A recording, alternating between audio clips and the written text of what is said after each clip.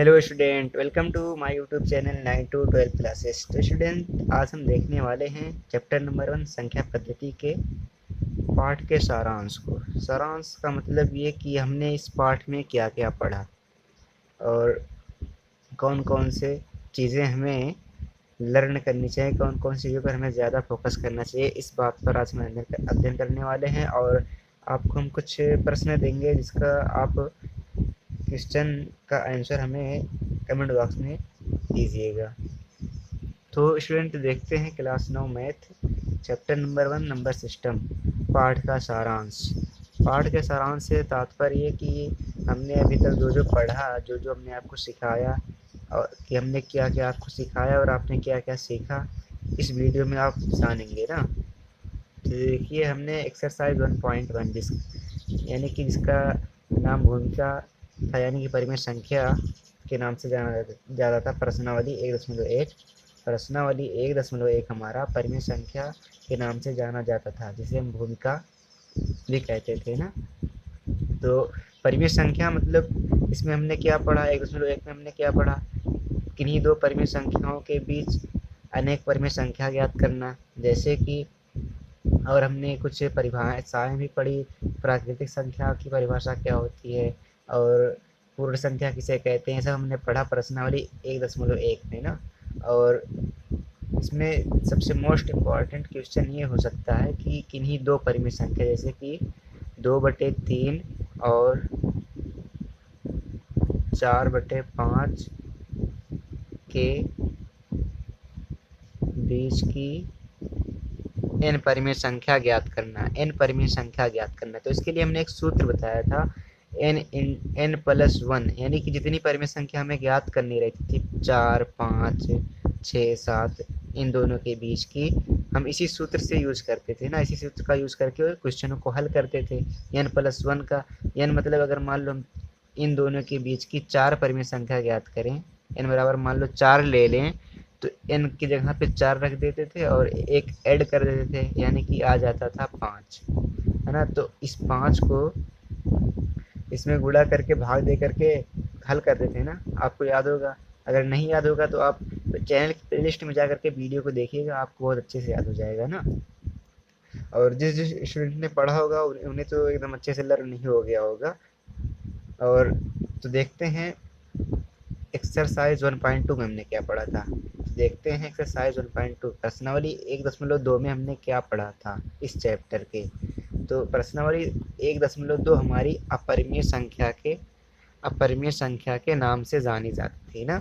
तो यानी कि इसमें अपरिमेय संख्या के बारे में पढ़ेंगे। अपरिमेय संख्या जिन्हें हम p/q के रूप में नहीं लिख सकते हैं ना, p/q के रूप में नहीं लिख सकते हैं, जहाँ जैसे यानी कि जिन्हें p/q के रूप में नहीं लिख सकते हैं, जैसे कि हम 3/5 को, ये एक अपरिमेय संख्या नहीं है ना, ये क्या है, परिमेय संख्या है। अगर हम कहें कि √3 बताइए क्या है या पाई बताइए क्या है, तो आप क्या कहेंगे।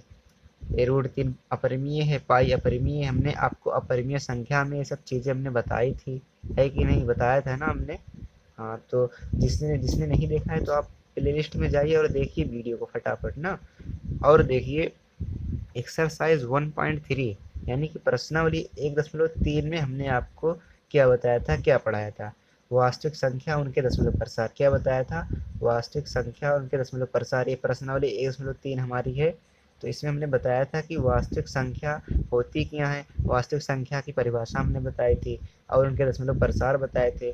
तो वास्तविक संख्या वे संख्याएं होती हैं, यानी कि वास्तविक संख्या कौन सी संख्याएं होती हैं, कहने का मतलब यह कि परिमेय और अपरिमेय संख्याओं के संग्रह को हमने क्या कहा था, वास्तविक संख्या कहा था। वास्तविक संख्या की परिभाषा दी थी और उनके दशमलव प्रसार के बारे में अध्ययन किया था। दशमलव प्रसार का मतलब जैसे कि 4/5 का दशमलव प्रसार बताओ, क्या आसान दशमलव प्रसार है कि आसान दशमलव प्रसार है। ये सब हमने इस वाली प्रश्नावली 1.3 में बात की थी, है ना। आसान दशमलव प्रसार है 4/5 की, अनावसानी अनावृत दशमलव प्रसार है ना। और हमने ये भी पढ़ा था कि 0.9 बार को p/q के रूप में व्यक्त कीजिए, ये भी हमने पढ़ा था, है ना। ये सब चीज़ें हमने प्रश्नावली 1.3 में बहुत ही अच्छे ढंग से अध्ययन किया है ना। तो अब आगे देखते हैं हमने और क्या पढ़ा था। एक्सरसाइज 1.4 यानी कि प्रश्नावली 1.4 में हमने क्या पढ़ा था, संख्या रेखा पर वास्तविक संख्या का निरूपण। संख्या रेखा किसे कहते हैं हमने ये भी बताया था, और वास्तविक संख्या किसे कहते हैं ये भी हमने बताया था। और उनका निरूपण, निरूपण मतलब दर्शाना, किस प्रकार से हम वास्तविक संख्याओं को संख्या रेखा पर दर्शाते हैं। जैसे हमने मान लो हमने दे दिया मान लो दे दिया 4.222 को संख्या रेखा पर दर्शाइए, है ना। 4.22 को संख्या रेखा पर जूम करके दर्शाइए, हमने बताया नहीं था, बताया था ना। जिस स्टूडेंट ने नहीं देखा है वह जाके चैनल की प्लेलिस्ट में देख सकता है सब वीडियो, हमने बहुत ही अच्छे ढंग से बताया है ना। और देखो प्रश्नावली 1.5 में हमने क्या क्या पढ़ा है, वास्तविक संख्याओं पर संक्रियाएं। वास्तविक संख्या पर संक्रियाएं, संक्रिया मतलब जोड़ना, घटाना, भाग देना, गुणा करना, ये चीज़ क्या कहलाती है, संक्रिया कहलाती है ना। वास्तविक संख्या मतलब परिमेय और अपरिमेय संख्याओं के संग्रह को वास्तविक संख्या कहते हैं, यानी कि परिमेय और अपरिमेय संख्याओं को जोड़ना घटाना ही क्या है, वास्तविक संख्याओं पर संक्रिया है ना। तो इस वाली प्रश्नावली में हमने परिमेय और अपरिमेय संख्याओं को जोड़ना घटाना पड़ा था, जैसे कि √3 + 2 को एक ब्रैकेट में और √3 + -2 को, इन दोनों का आपस में गुणा, देखो बीच में कोई चिन्ह नहीं गुणा। तो इस प्रकार की प्रश्नों को हमने इस वाली प्रश्नावली 1.5 में अध्ययन किया था ना। और प्रश्नावली 1.6 क्या कहती है, प्रश्नावली 1.6 हमारी क्या कहती है, वास्तविक संख्याओं के लिए घातांक का नियम। वास्तविक संख्याओं के लिए घातांक का नियम, वास्तविक संख्या क्या है ये सब हमने बहुत ही डिटेल में बताया है, और घातांक का नियम क्या है सब भी हमने बहुत ही डिटेल में बताया। जैसे कि 4⁴ इंटू 3⁴ का मान क्या होगा, ये भी हमने बहुत ही डिटेल में बताया है ना। और जैसे कि 4⁴ 3⁴ का मान क्या होगा, ये भी हमने डिटेल में बहुत ही बताया है ना। तो आप जाकर के चैनल की प्लेलिस्ट में देख सकते हैं, और अभी तक आपने चैनल को ना सब्सक्राइब नहीं किया तो सब्सक्राइब कर लें और बेल आइकन को दबा दें। सब्सक्राइब ऐसे लिखा होगा ना, सब्सक्राइब, उसको आप ऐसे उसको जब टीपेंगे ना ऐसे तो सब्सक्राइब हो जाएगा, और बाजू में एक बेल आइकन आएगा, उसको ऐसे टीपेंगे तो बेल आइकन पे दबाना है ना, ताकि हमारी वीडियो जब हम अपलोड करें अपने चैनल पर तो सबसे पहले आप तक पहुँचे ना, आपको उसका नोटिफिकेशन मिल जाए। तो स्टूडेंट हमने इस चैप्टर नंबर 1 यानी कि संख्या पद्धति में 6 प्रश्न 1.6 तक की प्रश्नावली थी, और सभी में हमने देख लिया है कि हमने क्या क्या पढ़ा है। तो अब हम देखते हैं कि अब हम आपको कुछ क्वेश्चन देंगे और आप उसको हल कीजिएगा, और हमें कमेंट बॉक्स में उसका आंसर भी देने का प्रयास कीजिएगा ना। तो देखिए class 9 math NCERT number system test, है ना। टेस्ट क्या है, अब देखो हमने ऐसे नहीं दे दिया है कि एक लाइन से आपको समझ में आया, हमने इस आधार पर दिया है ताकि आप जब जैसे कि ये क्वेश्चन हमने दिया और ये क्वेश्चन आपको नहीं समझ में आ रहा है तो आप चैनल की प्ले लिस्ट में जाएँ, और उसमें प्रश्नावली 1.1 ऐसे लिखा होगा पार्ट 1 पार्ट 2। जैसे कि ये वाला क्वेश्चन आपको नहीं समझ में आ रहा है तो पार्ट 1 को आप देखिए, तो हमने जिस तरीके से सारा मेथड बताया है उस तरीके से आप इस क्वेश्चन को हल कीजिए। और मान लो जिस स्टूडेंट ने देखा है तो इस क्वेश्चन को हल करके उसका आंसर हमें कमेंट बॉक्स में दे, है ना।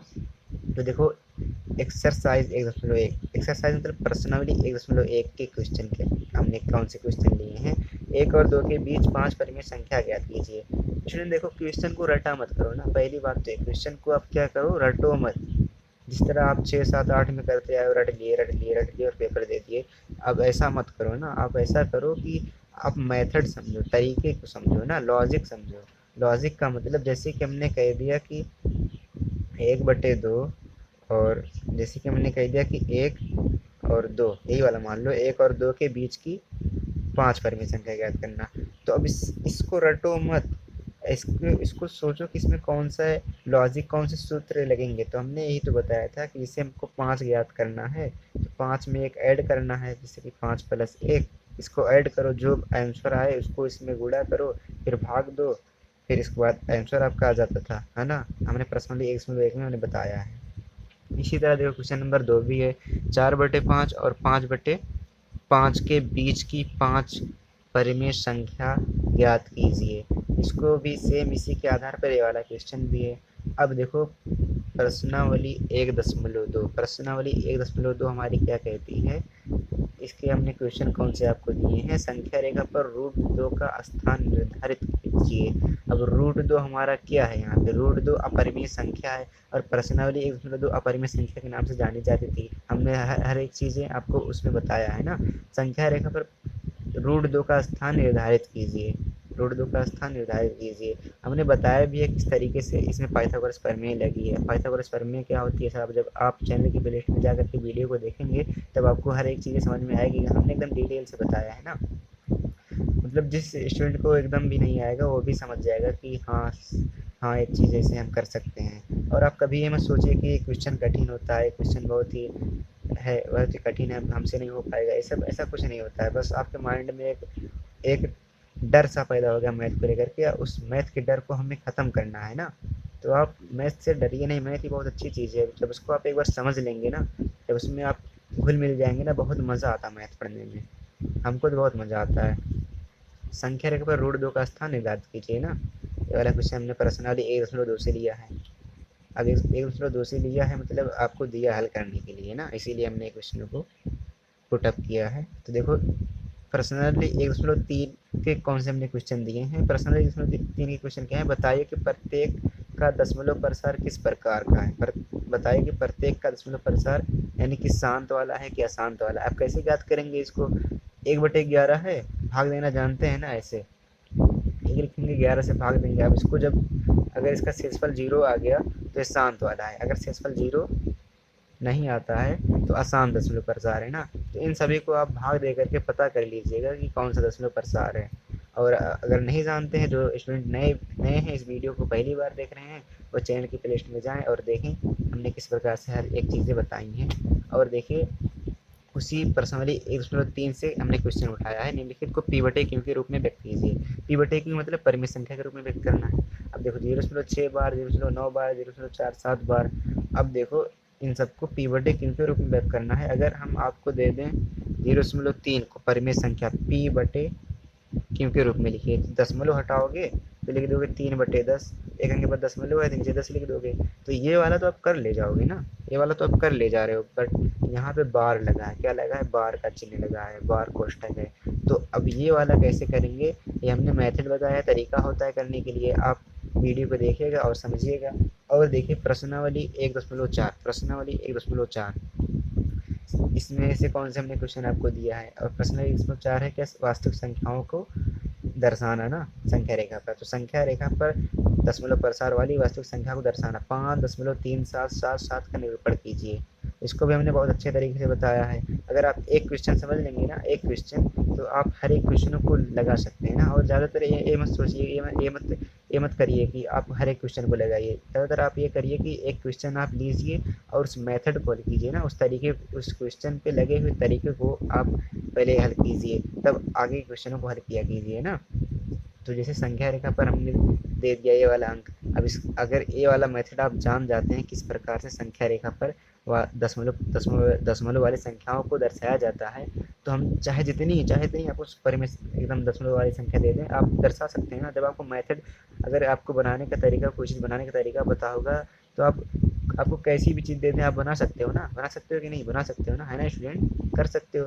तो यानी आप मेथड को समझा कीजिए ना, क्वेश्चनों को पढ़िए समझिए पर मेथड को भी समझिए साथ साथ में। तो देखिए एक्सरसाइज 1.5 क्या है, निम्नलिखित को हल कीजिए, यानी कि जोड़ना घटाना। तो देखो जोड़ना घटाना परिमेय अपरिमेय संख्याओं को, अब इसको जोड़ना है, रूट दो इसको क्या कहेंगे, वर्गमूल, 2 वर्गमूल 2 धन 5 वर्गमूल 3 धन वर्गमूल 2 माइनस 3 वर्गमूल 3। अब इसको जोड़ना है, यहाँ देखो जोड़ का चिन्ह ना, यानी कि इस वाले पद को इस वाले पद में जोड़ना है।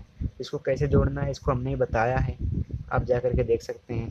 8√15 भागे 2√3। अब इसको डिवाइड करना है इससे, इसको तो डिवाइड करना भी हमने बताया है, इसको भी हल करना है, हल करना बताया, हर चीज़ बताया है हमने। अब जा करके देख सकते हैं। एक्सरसाइज 1.6, एक्सरसाइज 1.6 वाली हमारी क्या है, घातांक नियम। घातांक नियम क्या है ये भी हमने बताया है। तो देखिए दो की घात 2/3 इंटू 2 की घात 1/3 और 5 की घात 2 इंटू 3 की घात 2। तीसरा वाला क्या है, 3 की घात 1/5 पूरे की घात 4, है ना। तो इस प्रकार के क्वेश्चनों को हमने प्रश्नावली में हल करवाया है और मेथड भी बताया, तरीका भी बताया किस तरीके से आप हल करेंगे। तो ये वाली प्रश्नावली में ना सूत्र हैं, क्या है, सूत्र है। अगर सूत्र आप याद कर लेते हैं, याद कर लें, तो ये वाली प्रश्नावली 1.6 आसान, इसमें भी सूत्र हैं, इसको भी अगर सूत्र याद कर लें, ये वाली प्रश्नावली 1.5 भी आसान। अब इसमें भी थोड़े से मेथड हैं, थोड़ा सा गुणा भाग करना है, भाग देना है, कुछ मेथड हैं, मेथड जान लेंगे तो प्रश्नावली 1.3 भी आसान। अब इसमें भी कुछ मेथड है, अगर मेथड तरीका जान जाते हैं तो भी ये वाली प्रश्नावली भी आसान। ये वाले भी, इसमें भी मेथड है, इसमें सूत्र तो नहीं है पर मेथड भी है। मेथड अगर आप जान जाते हैं, लॉजिक जान जाते हैं, तो ये वाली प्रश्नावली आपको एकदम आसान हो जाएगी। यानी कि हमने एकदम नंबर सिस्टम को, संख्या पद्धति को एकदम आसानी से, एकदम बारीकी से बताया है। और आप से हम रिक्वेस्ट करते हैं कि आप जाकर के देखिए और प्ले लिस्ट में जाकर के देखिए और चैनल को सब्सक्राइब कीजिए। और वीडियो को आपको अगर अच्छी लगती है ना वीडियो, आप लाइक कीजिए, शेयर भी किया कीजिए, है ना। तो इसमें आपसे अब मिलते हैं अगली वीडियो में, यानी कि चैप्टर नंबर 2 में आपसे हम मिलेंगे, जिसका नाम बहुपद होगा। वो उस वाले चैप्टर को भी ठीक इसी प्रकार से हम बताएंगे ना। पहले हम प्रश्नावली को हल कराएंगे, उसके जो है बेसिक रूल को बताएंगे, उसकी भूमिका, उसकी परिभाषा, हर एक चीज़ को बताएंगे। फिर इस प्रकार से एक सारांश बताएंगे आपको ना, यानी कि एक रिव्यू देंगे, ताकि आप उस चैप्टर को दोबारा से आप समझ सको, और क्वेश्चन को देंगे, आप क्वेश्चन को हल कर सको, है ना, हर एक चीज़ आप समझ सको ना। तो आपसे मिलते हैं अगली वीडियो में। बाय बाय, टेक केयर, आप अपना ख्याल रखिए और ज़्यादा से ज़्यादा मेहनत कीजिए, पढ़िए मेहनत से। Bye bye, take care.